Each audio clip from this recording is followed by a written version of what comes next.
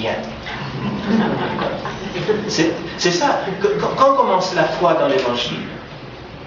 Sur la croix. C'est quand Jésus meurt sur la croix et que toute la représentation religieuse que les disciples s'étaient faite de lui tombe. C'est à ce moment-là que commence le processus de la foi. C'est pourquoi la foi, c'est ce qui reste quand il ne reste rien de toutes ces dimensions du religieux. Ou si vous voulez, la foi comme l'au-delà de l'expérience religieuse. Ça ne veut pas dire qu'elle est contre, comme on disait dans les années 60, vous avez, les plus jeunes d'entre nous, nous souvenons de la théologie de la mort de Dieu d'un Robinson, par exemple. Vous vous souvenez de ça? Ça avait fait fureur dans les années 60. Où on opposait systématiquement la foi, l'expérience de la foi, à l'expérience religieuse. Je ne serais pas d'accord avec cette lecture. Je crois que la foi, c'est l'au-delà. C'est-à-dire, justement, il faut traverser les crises du religieux pour en arriver à ce qui reste. À ce qui reste quand il ne reste rien. Donc la foi a besoin du religieux, mais elle est son au-delà. En tout cas, c'est ce que je vais essayer de vous proposer.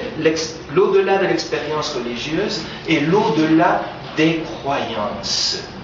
De toute croyance, même celle de la théologie de la libération.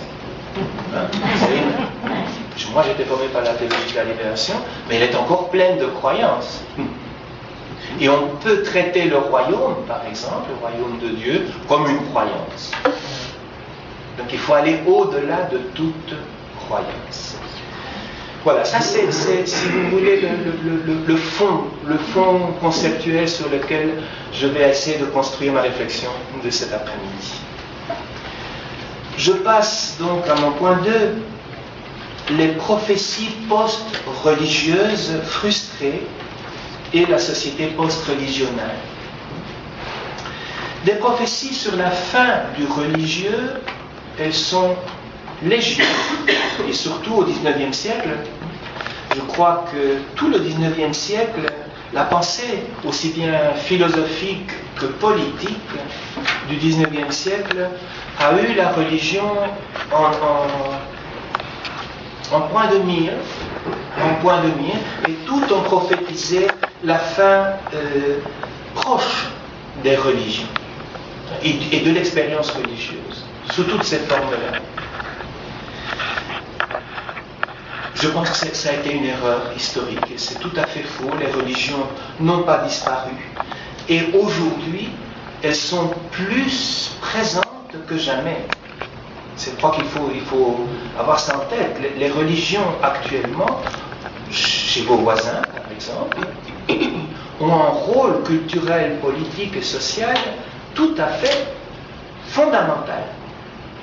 Donc la prophétie faite par Nietzsche, par Feuerbach, par Marx ou Freud, elle ne s'est pas réalisée du tout, au contraire. Ce qui ne résout pas du tout le problème. Ce serait beaucoup plus facile si elle avait disparu. C'est plus facile quand il ne reste rien. Mais il reste encore beaucoup.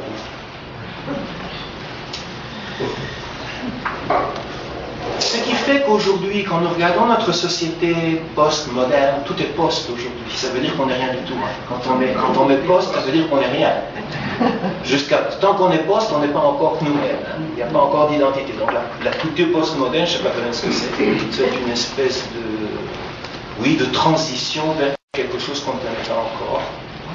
Et donc, tout ce qu'on appelle aujourd'hui les nouveaux paradigmes, c'est-à-dire la nouvelle manière de regarder le monde, la réalité, de l'interpréter, et je crois que tout ça nous met en face d'un fantastique paradoxe religieux, ce que j'appellerais le paradoxe religieux actuel.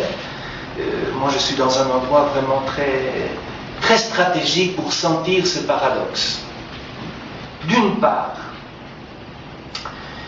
nous assistons à une espèce de résurgence violente dans tous les sens du terme, pas seulement violente physiquement, comme dans l'islam fanatique par exemple, mais violente intellectuellement, violente au niveau des propagandes, des idéologies, Donc on assiste à une résurgence que je vais appeler perverse du religieux.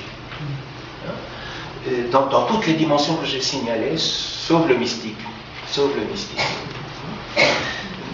Omniprésence du religieux comme partie essentielle du scénario culturel, social, politique, qu'on soit pour ou qu'on soit contre.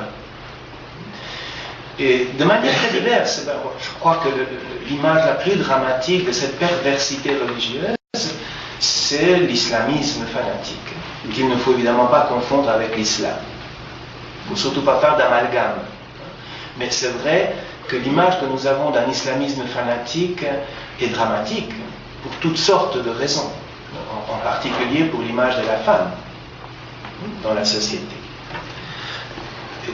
Donc cette résurgence d'une lecture religieuse de la société dans l'islam aux États-Unis, moi qui suis européen et qui travaille dans le sud de l'Amérique, c'est quelque chose qui me laisse pantois.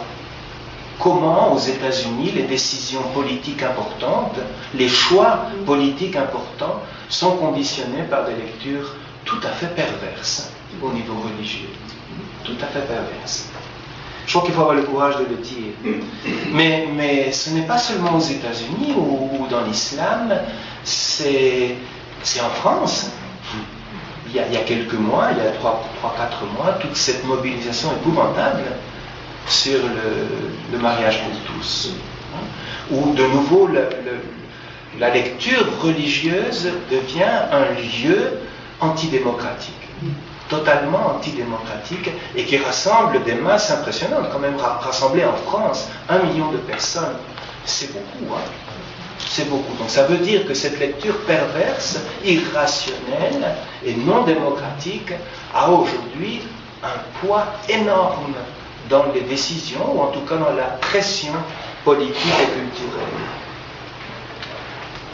Donc, d'une part, cette resurgence perverse d'un langage, oui, d'une présence religieuse essentielle sur le plan social, politique, et une crise que je crois mortelle et définitive du discours religieux, des contenus du discours religieux, et ça je crois que c'est vraiment définitif. Je vis dans un pays très religieux, et à mesure que les jeunes, dans la mesure où les jeunes étudient, se forment, vont vivre dans les grandes villes, ils deviennent comme vos Québécois, les mêmes.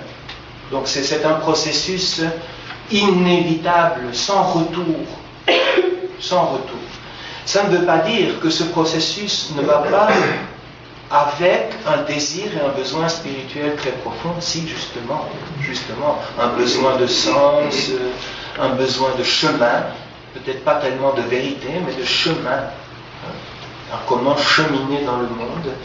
Mais je crois que toute cette resurgence perverse du religieux ne peut avoir de sens que dans 2 contextes, et que ce sont des contextes qui sont nécessairement transitoires.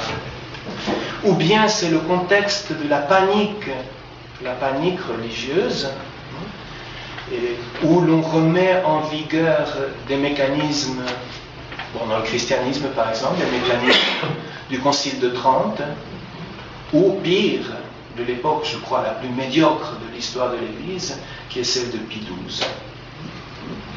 Je crois que c'est vraiment l'époque intellectuellement, spirituellement la plus médiocre de toute l'histoire. Peut-être pas toute, mais très médiocre.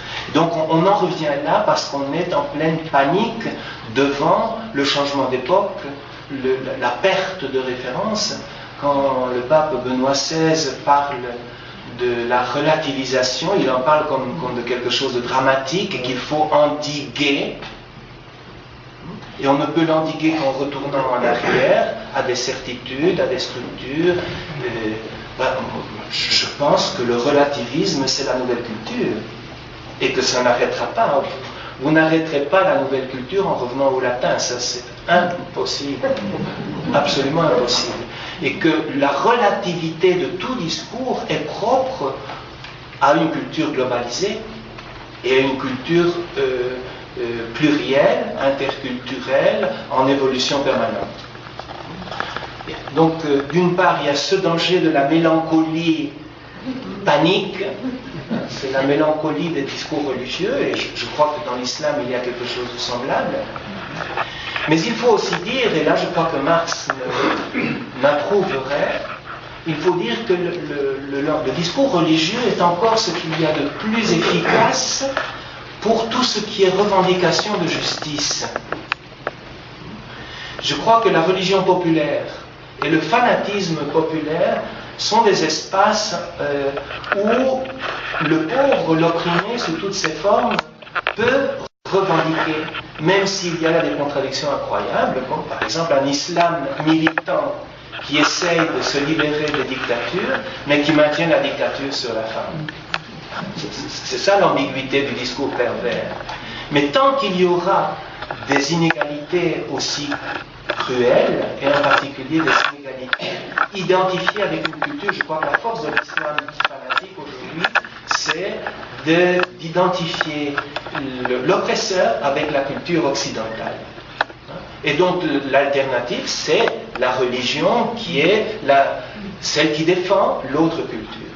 Mais le jour où la démocratie et les droits de l'homme vont avancer dans ces pays, et non pas seulement la démocratie et les droits de l'homme, mais surtout un certain bien-être, une certaine espérance. Je vois dans mon pays, le Pérou, depuis une dizaine d'années, il y a une espèce de croissance économique très sérieuse, de stabilité politique. Eh bien, la religion commence à descendre parce que les gens ont des espoirs différents. Il y a déjà un espoir à l'horizon. Donc ça, c'est un peu ce qui justifie aujourd'hui le discours religieux pervers, mais il n'a pas d'avenir. Il n'a absolument pas d'avenir. Nous venons de passer 30 ans d'hiver dramatique dans le catholicisme. J'ai l'impression que le printemps arrive, pourvu qu'il ne soit pas trop tard. Pourvu qu'il ne soit pas trop tard. Bien. Il est temps donc dans ce panorama de vous parler de la fameuse post-religionalité. Il y a un groupe de théologiens de plus en plus intéressés par ce thème-là. Qu'est-ce que c'est que l'époque ou l'étape post-religionale? Ce n'est donc pas post-religieuse, puisqu'on a dit que ça avait été une prophétie démentie. Les religions sont encore très puissantes. Mais ce que disent ces théologiens et ces penseurs, c'est que nous sommes entrés dans une société, et définitivement nous sommes entrés dans une société où le discours religieux a perdu toute légitimité sociale, politique et culturelle comme système herméneutique, c'est-à-dire comme système d'interprétation de la réalité. Donc les religions n'ont plus de légitimité quand elles prétendent expliquer la réalité. Que ce soit la décrire, que ce soit en établir le sens. Dramatique, parce que la Vierge Marie en Amérique latine, c'est presque une déesse, c'est presque une déesse. Alors quand je leur dis, mais vous savez, l'enfant de la communauté indienne la plus reculée, qui assiste, qui entre dans Internet, ils y entrent tous, sait que pour engendrer un garçon, il faut l'apport d'un homme. Il est donc absolument impossible que Jésus soit né sans l'apport d'un homme. Ça, c'est la rationalité scientifique. Vous voyez? Alors, qu'est-ce qu'on fait avec la virginité de Marie? Et ça, n'importe quel enfant aujourd'hui va vous le dire. Il le sait parfaitement, mieux que nous d'ailleurs. Plutôt que nous. Donc, tout le langage doit se démythologiser. C'était déjà Bultmann, évidemment. C'est quand même les années 20, Bultmann, ça fait longtemps. Et on n'en avait pas encore pris conscience. Aujourd'hui, on est obligé parce que l'enfant vous le dit. Mais on savait qu'il fallait faire tout ce travail de démythologisation et donc reformuler nos intuitions religieuses à partir d'autres catégories.